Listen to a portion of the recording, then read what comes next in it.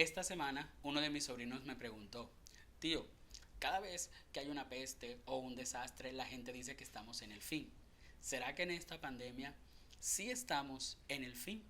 ¿Se acerca el apocalipsis? De eso vamos a hablar en este video. De un momento a otro, pareciera que todas las películas apocalípticas se estuvieran haciendo realidad. Esas películas que plantean un escenario caótico, escatológico, acabado ya sea por un virus, un experimento científico, una bomba atómica, la destrucción del mismo ser humano, la rebelión de las máquinas o una invasión extraterrestre. ¿Será que este es el momento en el que todas las premoniciones y visiones futuristas se van a hacer realidad? ¿Se acerca el apocalipsis? Tenemos que hacer una diferencia entre, uno, lo que es un escenario apocalíptico en la literatura de ciencia ficción y dos, lo que la Biblia enseña y quiere mostrarnos sobre el apocalipsis. El primero pretende basarse en el segundo, pero no es muy alentador. El escenario, ya dijimos, es caótico, muere la mayoría de seres humanos y solo quedan unos pocos que tienen que arreglárselas para salir adelante. El segundo, lo que la Biblia enseña cuando habla en Apocalipsis, no es igual a fin del mundo, aunque el tema esté incluido. Tampoco se escribió para cultivar el miedo. La palabra Apocalipsis quiere decir literalmente quitar el velo, descubrir lo que está oculto, lo que no se ve a simple vista, o revelación. El propósito es positivo, no negativo, y siempre será alentador, esperanzador y fortalecedor. El Apocalipsis en la Biblia es una clave interpretativa para entender los propósitos de Dios en la historia y en el mundo. Desde el Antiguo Testamento encontramos textos de forma apocalíptica que nos ayudan a entender de dónde venimos, dónde estamos y hacia dónde vamos. Empecemos con la primera pregunta. ¿De dónde venimos? En el principio, el Señor creó los cielos y la tierra, la humanidad, y vio que todo lo que había creado era bueno en gran manera. Sin embargo, el ser humano se rebeló contra Dios, alentado por la serpiente. Y a partir de allí, el hombre vivió en rebeldía y en pecado. Dios, el Señor, entonces escogió a un pueblo, a la nación de Israel, y se dio a conocer a ellos, e hizo un pacto con ellos, y les prometió que ellos iban a ser su especial tesoro y él los iba a sostener si ellos se comprometían en cumplir sus mandamientos. Alerta de spoilers, Israel no obedeció las cláusulas del pacto que Dios había hecho con ellos. Sin embargo, Dios, en lugar de quitarles la vida, que era lo que sucedía cuando alguien no cumplía su parte del pacto, tuvo misericordia de ellos. Y después de disciplinarlos con el exilio, los trajo a la tierra y les prometió que Él les iba a ayudar a cumplir los mandamientos que Él mismo les había dado.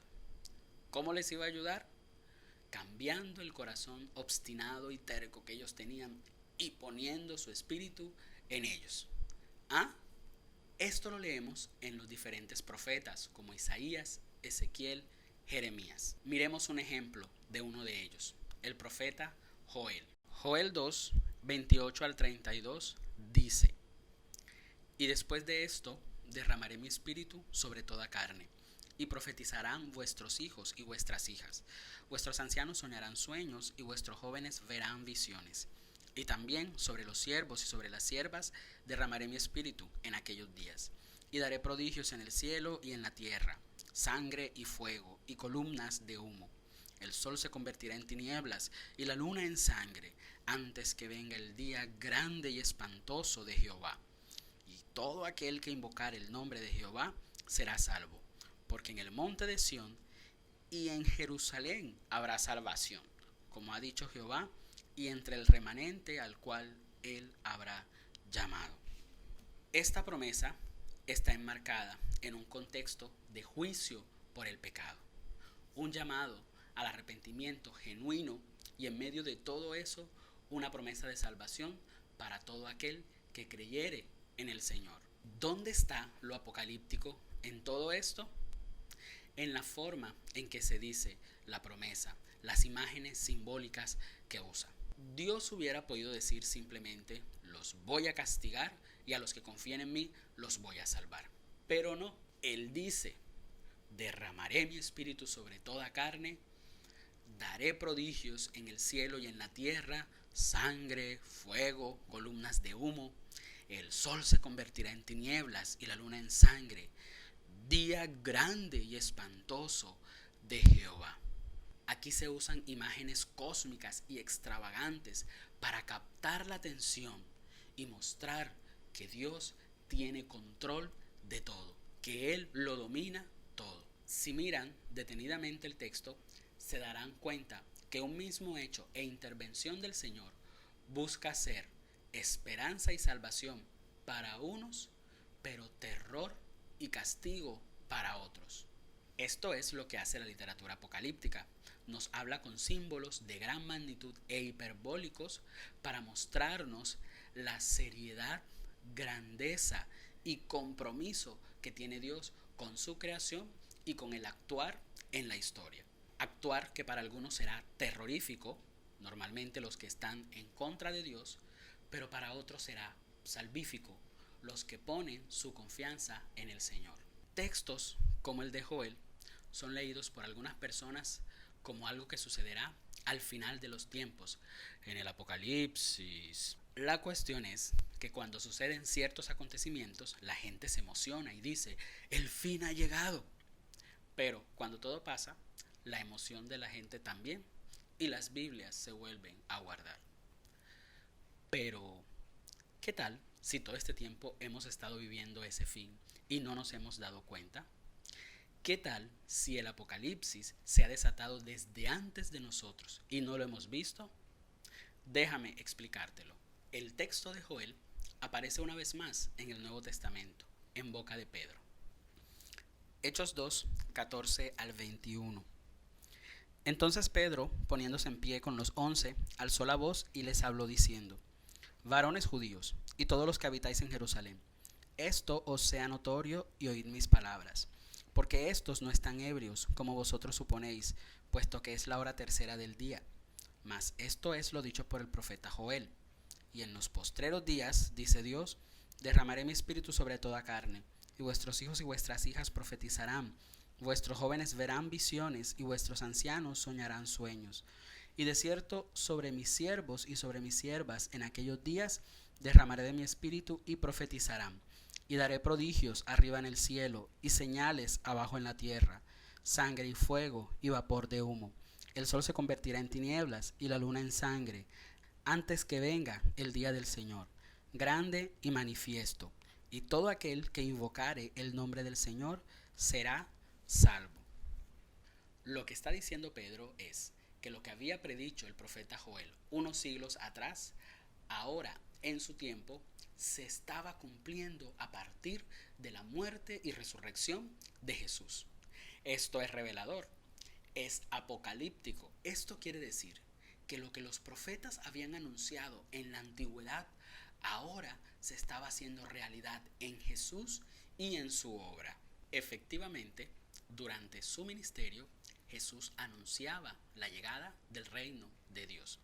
Y al final, Jesús predijo lo que serían las señales de su regreso. La sorpresa es que dichas señales, en su mayoría, se empezaron a cumplir después de la muerte de Jesús. Un ejemplo de esto es la destrucción del templo de Jerusalén, anunciada por Jesús antes de su muerte. Y en el año 70 después de Cristo, es decir, 40 años más o menos después de que Jesús murió, esta destrucción fue llevada a cabo por los romanos.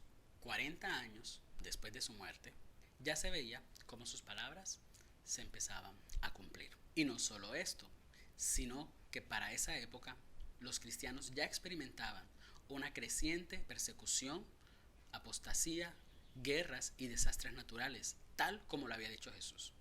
Esto es lo que se conoce como una escatología inaugurada.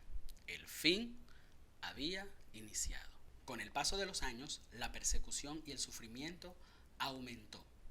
Es en ese momento que Juan escribe el último libro de la Biblia el Apocalipsis, para animar a los creyentes en medio de la tribulación que estaban viviendo. El Apocalipsis es la revelación de parte de Jesucristo y sobre Jesucristo. Su obra en la cruz ha desatado, abierto e inaugurado el cumplimiento de las promesas que Dios había hecho en la antigüedad. Este cumplimiento debía producir gozo, alegría y esperanza en la iglesia, los sellados por Dios, pero juicio, terror y castigo en el mundo, los impíos, los que estaban del lado del sistema, los que querían vivir una vida cómoda. De esa forma es que debemos entender los sellos, las trompetas y las copas de ira. Son imágenes progresivas, no cronológicas, de llamado, advertencia y juicio para aquellos que desde el primer siglo no han querido volverse y adorar a Dios, amarlo y entregarse a Él. La pregunta para ellos y nosotros es, ¿aún están esperando que la cosa se ponga peor? Es probable que se ponga peor, pero algunos piensan y dicen, cuando yo sepa que estamos en el fin del mundo me arrepentiré. O cuando escuche de la marca de la bestia, entonces no me la dejaré colocar. ¿Están seguros? ¿No será que su pasividad, incredulidad y obstinación es señal de que ya tienen la marca en el libro de Apocalipsis? O eres sellado por Dios o eres marcado por la bestia. Y eso no lo define un tatuaje o un código de barras o un chip. Lo define lo que hay en tu corazón, lo que se produce cuando te relacionas con Dios. Déjame decirlo de forma clara. Desde que Jesús ascendió al cielo, estamos en los últimos tiempos, en los últimos días, en el tiempo final. Algunos se burlarán y dirán que ese es un sermón pasado de moda que se viene escuchando desde que tenemos memoria. A Pedro se lo dijeron y él respondió, para Dios un día es como 1000 años y 1000 años como un día.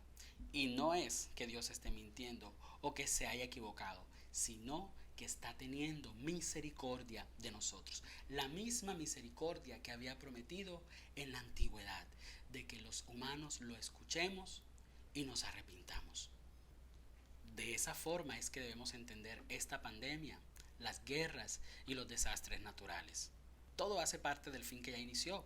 Estamos en el segundo tiempo y no hay tiempo extra.